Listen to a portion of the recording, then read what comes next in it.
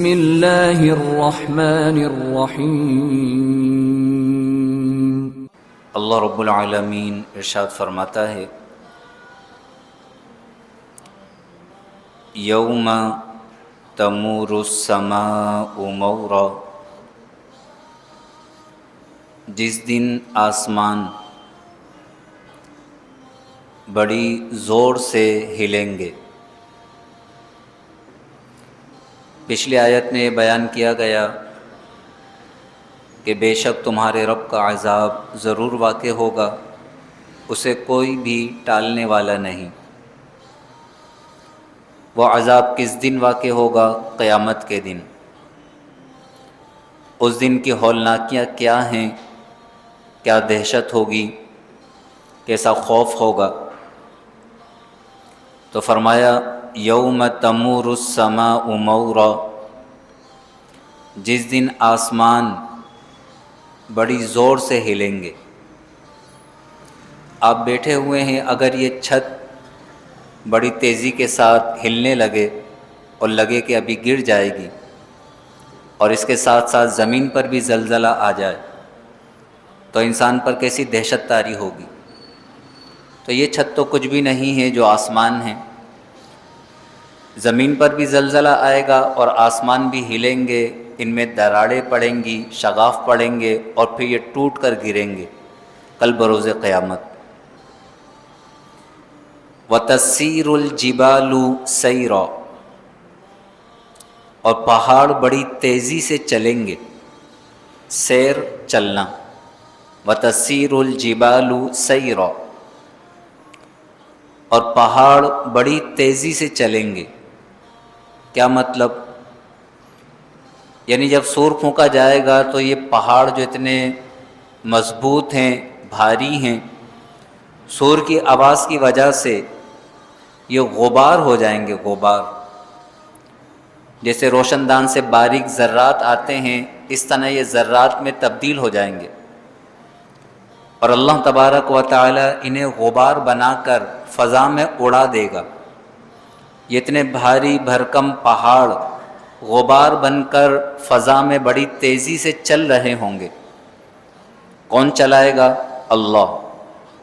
انہیں غبار بنا کر ہوا میں، فضا میں اڑا دے گا۔ چلنے سے یہ مراد ہے۔ وَتَسِيرُ الْجِبَالُ سَيْرًا، اور پہاڑ بڑی تیزی سے چلیں گے، یعنی غبار بن کر فضا میں اڑ رہے ہوں گے۔ فَوَيْلٌ يَوْمَئِذٍ لِّلْمُكَذِّبِينَ، تو اس دن جھٹلانے والوں کے لیے خرابی ہے۔ جو قیامت کی ہولناکیوں کو جھٹلاتے ہیں، مذاق اڑاتے ہیں، ان کے لیے تباہی ہے، بربادی ہے۔ الَّذِينَ هُمْ فِي خَوْضٍ يَلْعَبُونَ، جو اپنے شغل میں کھیل رہے ہیں۔ خوض شغل، مشغلہ، یعنی قیامت کی مذاق اڑانے کو، قیامت کے انکار کو، اللہ کی باتوں کا مذاق اڑانے کو انہوں نے مشغلہ بنا لیا ہے۔ کفار مکہ جب ان کے سامنے قرآن کی آیات پڑھی جاتی تھی، قیامت کی ہولناکیوں سے ڈرایا جاتا تھا تو ڈرنے کے بجائے مذاق اڑاتے تھے۔ انہوں نے مشغلہ بنا لیا تھا اسے۔ الذین هم فی خوض، جو اپنے مشغلے میں، اپنے شغل میں، یلعبون، کھیل رہے ہیں، یعنی ہماری باتوں کا مذاق اڑا رہے ہیں۔ یوم یدعون الی نار جہنم دعا، جس دن جہنم کی آگ کی طرف انہیں بڑی سختی سے دھکیلا جائے گا، دھکے دیے جائیں گے۔ یدعون، دھکیلا جائے گا، دعا، بڑی سختی کے ساتھ۔ یوم یدعون الی نار جہنم دعا، جس دن جہنم کی آگ کی طرف بڑی سختی سے انہیں دھکیلا جائے گا۔ جہنم کو دیکھ کر کوئی بھی اس کی طرف جانے کو تیار نہیں ہوگا۔ کافر چاہیں گے کہ بھاگیں، لیکن بھاگ نہیں سکیں گے۔ جہنم پر جو مقرر فرشتے ہیں، یہ انہیں بڑی سختی کے ساتھ پکڑیں گے، ان کے پیروں کو پیشانی کے بالوں کے ساتھ باندھ دیں گے۔ پیروں کو پیشانی کے بالوں سے باندھا جائے گا اور پھر انہیں دھکیلا جائے گا جہنم کی آگ کی طرف. یوم یدعون الی نار جہنم دعا، جس دن جہنم کی آگ کی طرف بڑی سختی سے انہیں دھکیلا جائے گا، اور جب انہیں آگ میں ڈالا جائے گا تو داروغہ جہنم حضرت مالک رضی اللہ تعالی عنہ، جہنم پر جو نگہبان فرشتے ہیں ان کے جو سردار ہیں ان کا نام ہے مالک. حضرت مالک رضی اللہ تعالی عنہ وہ ان مذاق اڑانے والوں سے، انکار کرنے والوں سے کہیں گے ہذہ النار التی، یہ ہے وہ آگ، کنتم بہا تکذبون، جسے تم جھٹلایا کرتے تھے. یہ جہنم کی وہ آگ ہے جسے تم جھٹلایا کرتے تھے، مذاق اڑایا کرتے تھے. افسحر ھذا، کیا یہ جادو ہے؟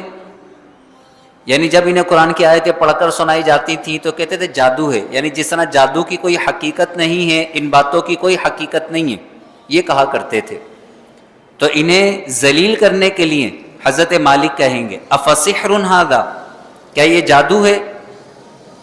کیا اس کی کوئی حقیقت نہیں ہے؟ ام انتم لا تبصرون، یا تمہیں دکھائی نہیں دیتا ہے؟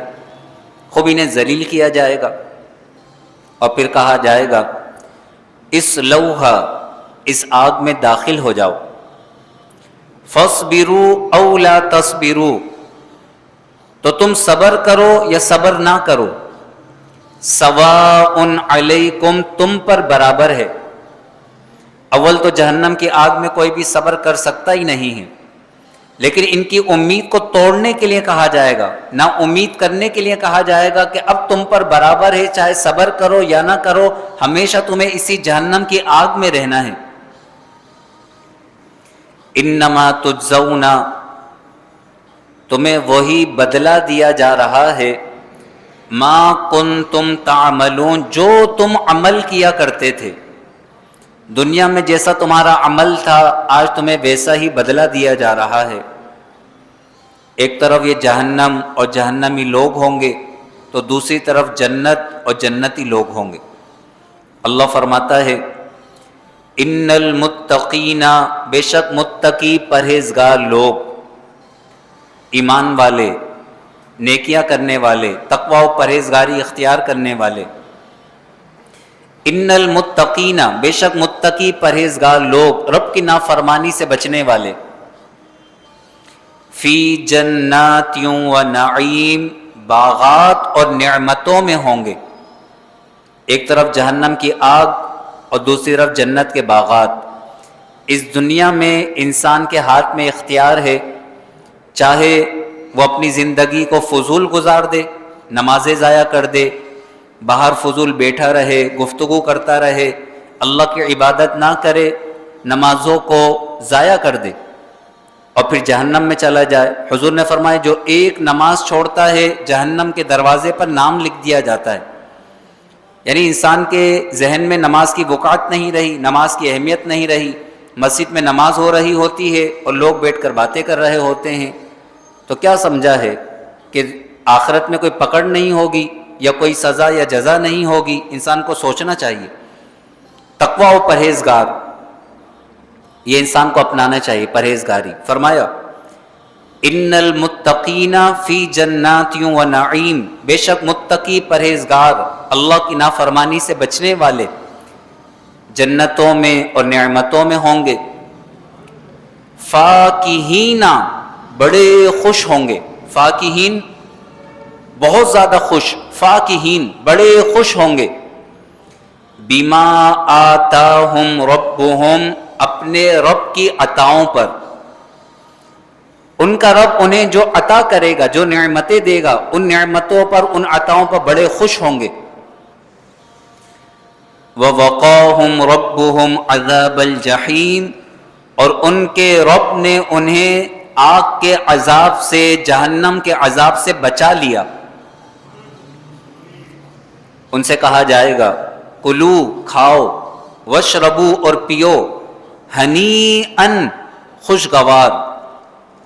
یعنی مزے سے کھاؤ اور پیو، کوئی تکلیف نہیں، کوئی مصیبت نہیں، کوئی پریشانی نہیں، کوئی دقت نہیں، کوئی تنگی نہیں، بے شمار نعمتیں ہیں، ہر طرح کی خواہش کے مطابق پھل ہے، کھاؤ اور پیو۔ کلو واشربو ہنیئا، کھاؤ اور پیو خوشگوار، بڑے مزے سے کھاؤ پیو۔ بما کنتم تعملون، بدلہ ان اعمال کا جو تم کیا کرتے تھے۔ بما کنتم تعملون، جو تم دنیا کے اندر اچھے اعمال کیا کرتے تھے، آج آخرت میں تمہیں تمہارے اچھے اعمال کا بدلہ دیا جا رہا ہے، جنت اور جنت کی نعمتیں۔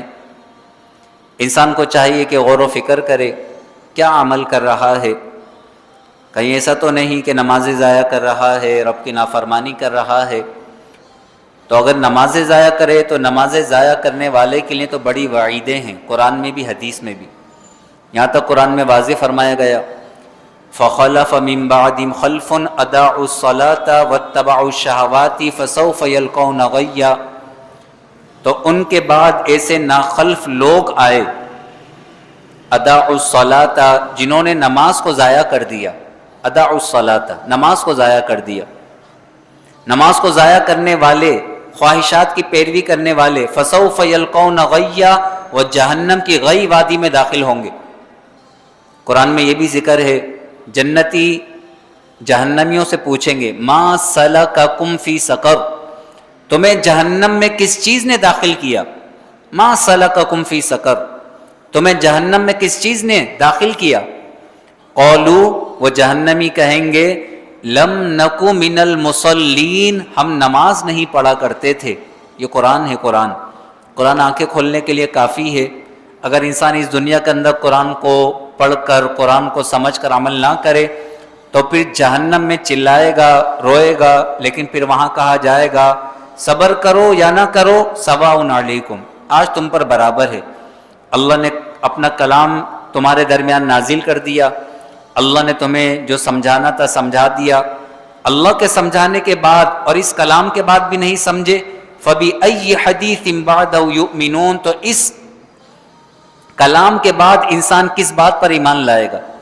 اللہ تبارک و تعالی مجھے بھی، آپ کو بھی، ہمارے گھر والوں کو بھی قرآن کا نور نصیب فرمائے، ہمیں نمازوں کی پابندی کرنے کی سعادت نصیب فرمائے، تقوی و پرہیزگاری نصیب فرمائے، آمین۔ وآخر دعوانا ان الحمد للہ رب العالمین، وصلی اللہ تعالی علی خیر خلقہ ونور عرشہ سیدنا ومولانا محمد وعلی آلہ واصحابہ اجمعین، آمین برحمتک یا ارحم الراحمین۔